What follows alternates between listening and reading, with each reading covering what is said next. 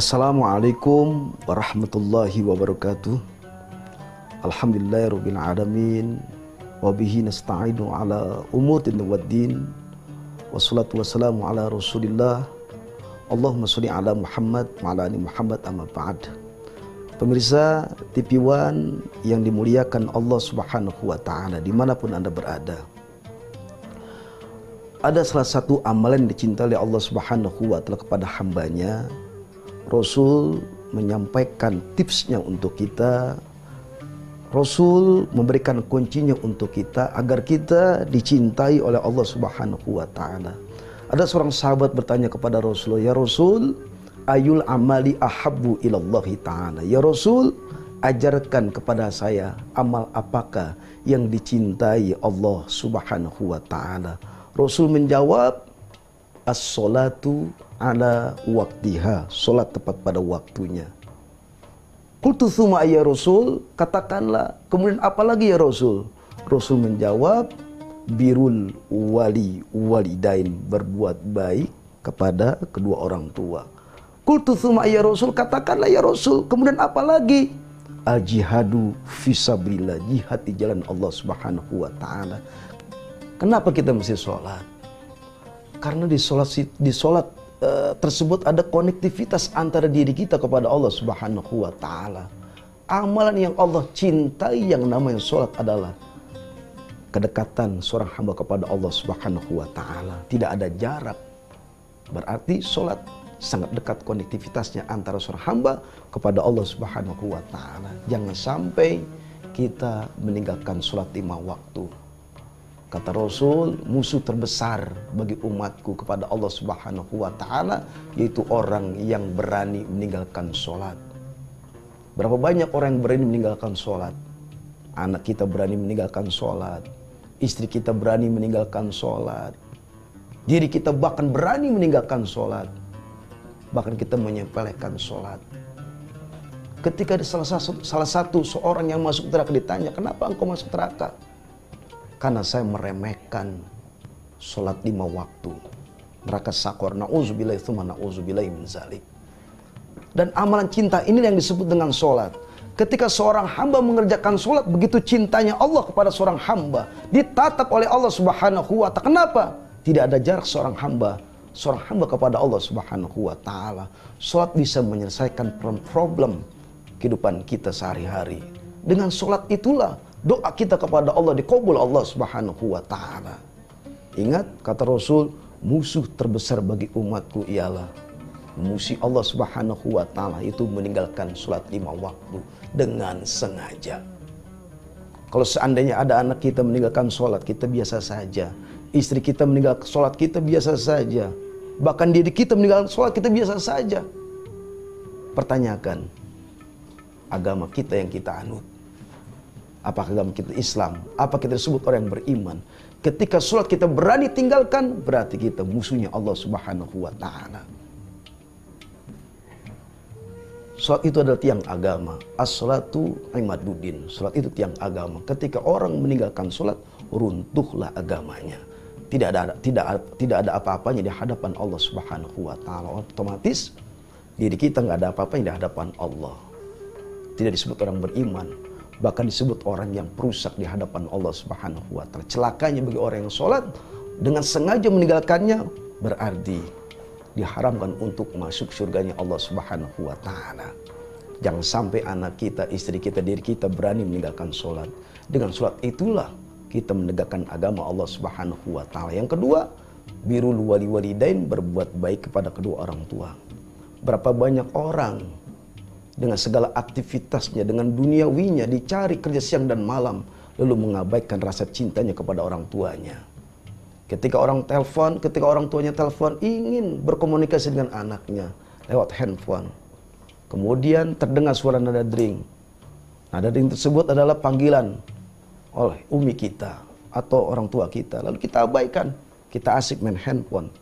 Kita abaikan, hari itu dilaknat kita di hadapan Allah Subhanahu wa ta'ala. Bahkan para malaikat Allah melaknat seorang hamba Allah, umatnya Rasul, ketika menyingkirkan, mengabaikan kebaikan panggilan orang tua. Nauzubillah, tsumma nauzubillah.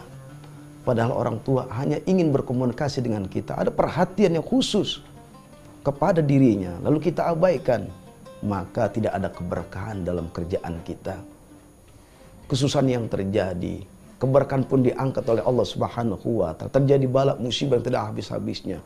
Mungkin faktor itulah yang menyebabkan kita jauh daripada orang tua, sehingga kita jauh dari Allah Subhanahu wa Ta'ala. Ada yang sholatnya rajin, baca Qur'annya rajin, infaknya rajin, umrohnya berkali-kali, hajinya pun berkali-kali, tapi kedua orang tuanya diabaikan, bahkan dimasukkan kedua orang tuanya ke panti jompo. Kalau ini terjadi kepada kita, ironis sekali. Orang tua dari masih kecil merawat kita. Di saat kita buang air, lalu mereka mencebok, tidak ada rasa geli kepada anus kita, karena ikhlas untuk merawat dan mendidik kita. Lalu di saat orang tua sudah rentah, sudah menua, sudah loyo, ingin mengharapkan belayan kasih sayang, perhatian orang kepada anak-anaknya, anaknya mengabaikan, justru orang tuanya ditaruh ke panti jompo. Nauzubillah, nauzubillah, summa nauzubillah min dzalik. Rajin sholat, rajin zikir, baca Quran dan sebagainya, tertolaklah di hadapan Allah Subhanahu wa Ta'ala. Kenapa? Karena mengabaikan cinta dan kasih sayang kepada orang tuanya. Zakatnya ditolak oleh Allah Subhanahu wa Ta'ala. Infaknya ditolak oleh Allah Subhanahu wa Ta'ala. Hajinya ditolak oleh Allah Subhanahu wa Ta'ala. Umrohnya ditolak oleh Allah Subhanahu wa Ta'ala. Bukan menjadi pahala, justru akan menjadi dosa, dan Allah menolak hajinya. Kenapa? Tidak ada rasa cinta dan kasih sayang kepada orang tuanya. Tidak ada keberkahan hajinya, umrohnya. Kenapa mengabaikan cinta dan kasih sayang kepada kedua orang tuanya? Itulah amalan cinta yang Allah berikan kepada hambanya, kepada umat Rasul, birul walidain, berbuat baik kepada orang tua. Jika ada orang tua menelpon kita, angkat teleponnya. Singkirkan terlebih dahulu pekerjaan kita. Angkat, assalamualaikum, ya umi. Senang sekali orang tua. Jika orang tuanya senang hatinya senang karena panggilan anaknya, ada kasih sayang kalimat yang keluar terlontar dari anaknya. Hari itu malaikat semuanya bertakbir, bertasbih, bertahmid di hadapan Allah. Kenapa? Karena memuliakan kebaikan orang tuanya. Ada orang tuanya, assalamualaikum nak, gimana kabarnya? Lalu kita jawab, kita angkat teleponnya. Waalaikumsalam, sehat ibu, kabar saya. Bagaimana kamu sudah sholat? Alhamdulillah sudah sholat ibu. Subhanallah, senang orang tua.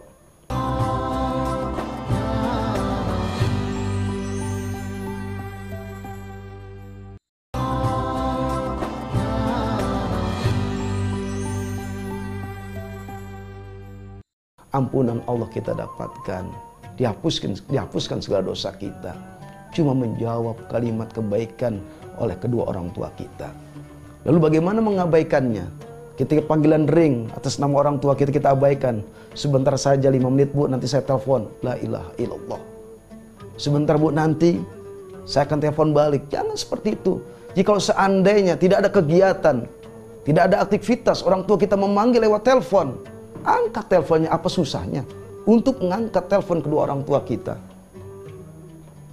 Kalau seandainya kita mengabaikan, kita mengetahui panggilan ring atas nama orang tua kita, kita singkirkan, kita biarkan, hari itu Allah akan membiarkan diri kita. Apa jawaban surga? Ya Allah, aku haramkan diriku dimasuki oleh orang yang durhaka kepada kedua orang tua. Kemudian surga, kemudian neraka mengatakan, ya Rob, masukkan dia ke dalam aku ya Rob. Dua makhluk yang namanya surga dan neraka selalu berbicara kepada diri kita. Posisi kita, apa kita baik kepada orang tua, apa kita justru durhaka kepada orang tua. Oleh kita sebagai orang yang diamanatkan, mari kita jaga kedua orang tua kita. Seperti dia menjaga diri kita, memuliakan diri kita, seperti raja dijadikan raja dalam kehidupan kita. Jadikan mereka raja dan ratu, berikan yang terbaik. Jangan sampai kita mengabaikan panggilan kedua orang tua kita. Panggilan orang tua kepada kita adalah rahmat dari Allah. Panggilan kedua orang tua kita adalah ampunan dari Allah. Panggilan kedua orang tua kepada kita ialah keberkahan dari Allah Subhanahu wa Ta'ala. Terkadang kita tidak paham, tidak mengerti, belum sampai segitu ilmunya. Kemudian amalan cinta yang dicintai Allah Subhanahu wa taala, ajihadu fisabilillah, jihad di jalan Allah Subhanahu wa taala. Salah satu menghadiri ke masjid-masjid rumah Allah Subhanahu wa taala, menghadiri majlis-majlis Rasulullah sallallahu alaihi wasallam.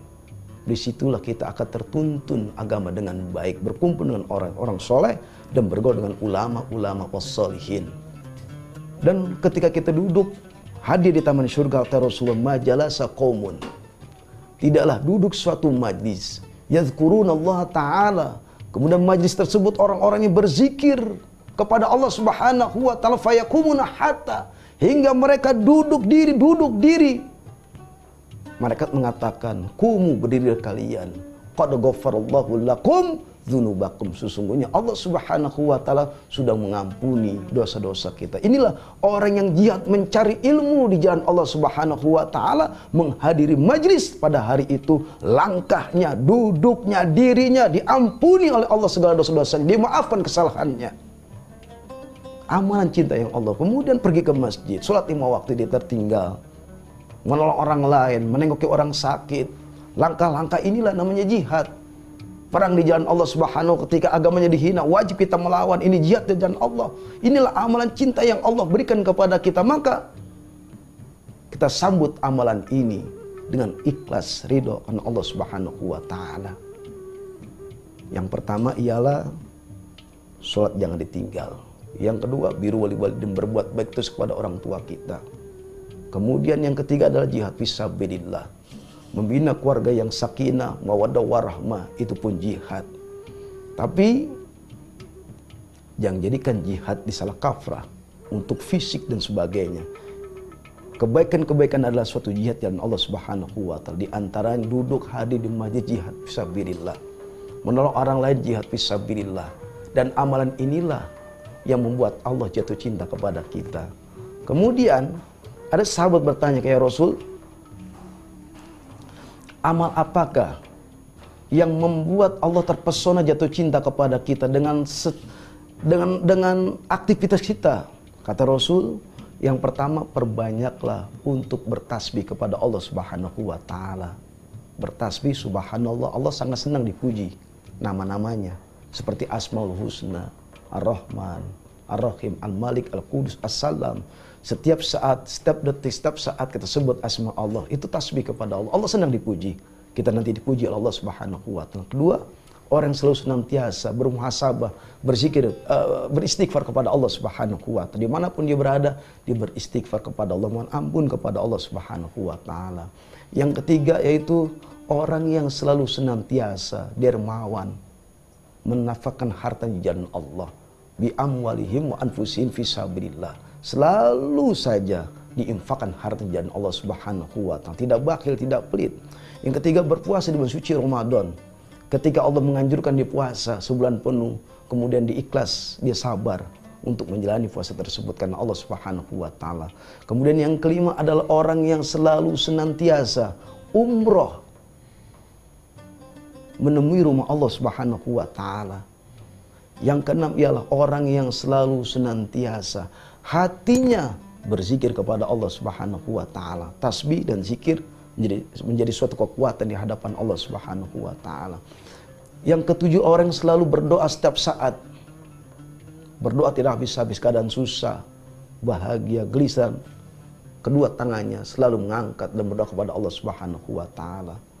Yang kedelapan adalah orang yang selalu senantiasa tawadu, rendah hati, tidak sombong. Ada amalan yang masih banyak lagi, amalan-amalan yang membuat Allah cinta kepada kita. Jadikan sebagai rasa sambut kita untuk mengambil mengambil cintanya Allah untuk kita. Dengan sholat pun bisa, Allah akan menatap kita. Dengan sedekah, Allah pun menatap kita. Pemirsa TV One yang dimuliakan Allah Subhanahu wa taala. Oleh karenanya, mari kita sibukkan kebaikan-kebaikan. Mari kita sibukkan suatu amal-amal soleh buat diri kita, agar kita menjadi umat yang terbaik, kuntum khairu umat. Kita menjadi umat yang terbaik yang selalu senantiasa mendekatkan dirinya kepada Allah Subhanahu wa taala. Ingat, dunia hanya sementara, pasti akan ditinggal.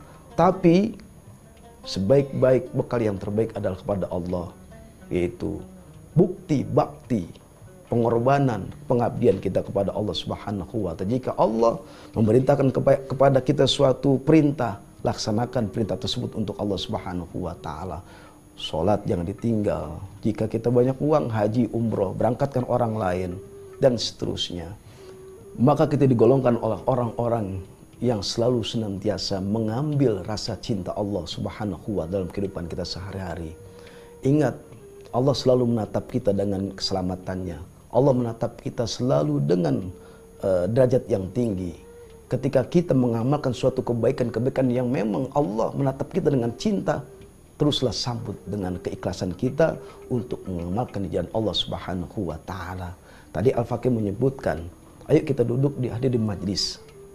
Kenapa duduk di majlis tersebut? Adalah menguatkan akidah kita, menguatkan syariat kita, menguatkan kualitas amal soleh kita. Duduk bersama orang soleh, duduk bersama para ulama, disitulah Allah akan menatap kita.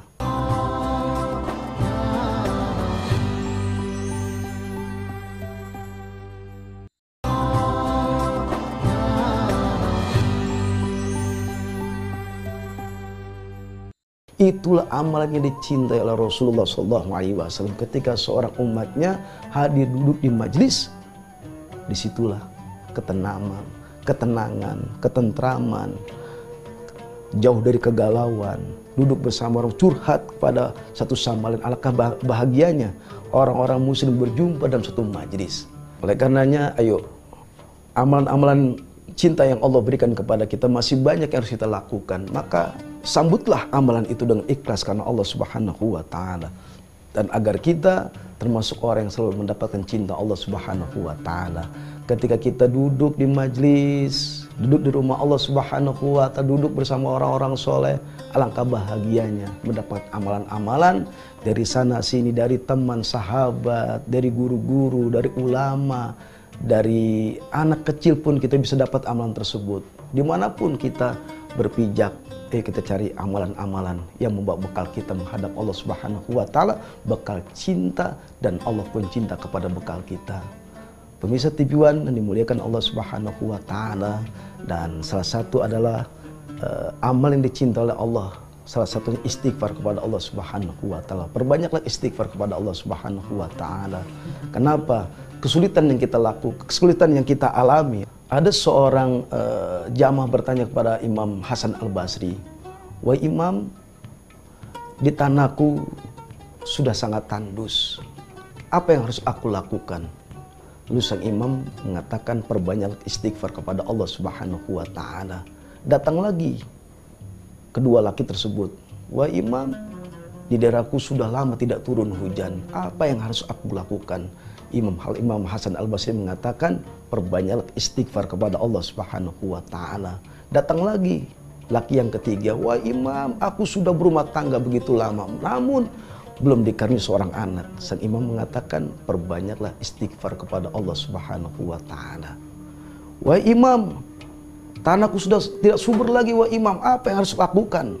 Kata sang imam, perbanyaklah istighfar kepada Allah Subhanahu wa Ta'ala. Lalu murid sang imam bertanya, "Wahai sang imam, begitu banyak keluhan, penyakit yang mereka datang kepadamu, kau cuma cukup mengatakan perbanyak istighfar." Kemudian sang imam ini menyebutkan surat, itu surat An-Nuh. "Faqultu astaghfiru rabbakum innahu kana ghafara." Maka aku katakan kepada mereka, beristighfarlah kepada Allah, innahu kana ghafara, sesungguhnya Allah Maha Pengampun. Yursilis sama alaikum midrara. Kemudian Allah turunkan hujan yang tadinya tandus, kemudian Allah turunkan hujan dengan penuh rahmat. Wa yumditkum bi amwalin wa banina waj'alakum jannatin waj'alakum anhara. Allah berikan solusi kepada hamba yang tadi tersebut dalam keadaan kesulitan masalah ekonomi. Allah berikan jalan keluarnya. Yang tadinya tidak mempunyai keturunan seorang anak, Allah berikan keturunan anak. Kemudian sawah yang tandus, Allah suburkan. Inilah janji Allah, yaitu amalan cinta yang Allah berikan kepada hamba Allah, itu berupa istighfar. Dawamkan istighfar, lazimkan istighfar. Inilah amalan cinta yang Allah berikan kepada kita. Maka perbanyak istighfar. Istighfar ini bisa menyelesaikan permasalahan kita. Ketiga, keempat cerita sang jamaah imam ini diberikan jalan keluarnya oleh Allah Subhanahu wa taala lantaran dia beristighfar mohon ampun kepada Allah Subhanahu wa taala. Tentunya masih banyak lagi amalan-amalan yang harus kita gapai, kita ambil agar Allah Subhanahu wa taala mengaminkan semua amalan yang kita ikhlaskan karena Allah Subhanahu wa taala. Apapun persoalan kita, apapun dinamika dalam kehidupan kita, maka perbanyaklah mencari amalan-amalan yang Allah bikin cinta kepada kita. Salah satunya tadi berbuat baik kepada orang tua, jihad fisabilillah, sholat jangan ditinggal, sedekah, banyak istighfar, bertasbih, melakukan suatu kebaikan. Dan bekal terbaik buat kita adalah amalan cinta yang kita hadirkan untuk Allah Subhanahu wa taala. Pemirsa TV One dimuliakan Allah Subhanahu wa taala. Mari kita angkat kedua tangan kita minta kepada Allah Subhanahu wa taala agar Allah Subhanahu wa taala terus cinta kepada kita, agar Allah hadir terus dalam hati kita, agar kita istiqomah berbuat baik dengan amalan cinta yang kita ikhlaskan untuk Allah Subhanahu wa taala. Astaghfirullahalazim, astaghfirullahalazim, astaghfirullahalazim. Ya Allah ya Rabb, Engkau yang Maha Rahman, yang Maha Rahim, yang Malik. Ya Allah ya Rabb, ampuni dosa-dosa kami ya Rabb, maafkan kesalahan kami ya Rabb. Engkau yang Maha Pengasih lagi Penyayang ya Rabb. Sayangi kami ya Rabb, cintai kami ya Rabb. Ya Rabb, berikan amal terbaik buat kami, amal kebaikan untuk menghadap dalam husnul khatimah ya Rabb. Ya Rabb, wafatkan diri kami ya Rabb, jika nanti di penghujung hayat kami, wafatkan kami dalam husnul khatimah. Saudara kami ya Rabb, orang tua kami, guru-guru kami ya Rabb, jika mereka meninggal nanti ya Rabb, wafatkan dalam husnul khatimah ya Rabb. Ya Rabb, angkat derajat kami, derajat yang mulia yang penuh dengan berkah hidayah-Mu, rahmat-Mu ya Rabb. Ya Rabb, berikan jalan keluar di saat kami mengalami kesulitan ya Rabb. Ya Rabb, tentramkan hati kami, setentram-tentram supaya menentramkan orang-orang soleh ya Rabb. Ya Rabb, jauhi kami dari sifat sombong, takabur, ujub ya Rabb. Ya Rabb, istiqomahkan kami, hati kami selalu senantiasa dalam kebaikan, langkahkan kami langkah ihdinas siratal mustaqim. Ya Rabb, ya Tuhan kami mohon kepada Engkau ya Rabb, sehatkan orang tua kami ya Rabb, sehatkan kedua orang tua kami ya Rabb, angkat penyakitnya ya Rabb. Ya Rabb, angkat penyakit kaum muslimat yang mereka derita ya Rabb. Jika mereka meninggal ya Rabb karena COVID-19 ini ya Rabb, wafatkan mereka dalam husnul khatimah. Ya Rabb, angkat penyakit COVID-19 ini di negeri kami ya Rabb. Jadikan negara kami, negeri kami, bangsa kami baldatun thayyibatun wa rabbun ghafur. Turun rahmat-Mu, hidayah-Mu, maghfirah-Mu ya Rabb. Ya Rabb, jauhkan kami segala kemaksiatan, kemungkaran ya Rabb. Ya Rabb, baguskan akhlak kami ya Rabb. Rabbana atina fid dunya hasanah wa fil akhirati hasanah wa qina azabannar. Amin ya rabbal alamin. Demikian, mohon maaf. Hadanallahu iyyakum ajmain. Wassalamualaikum warahmatullahi wabarakatuh.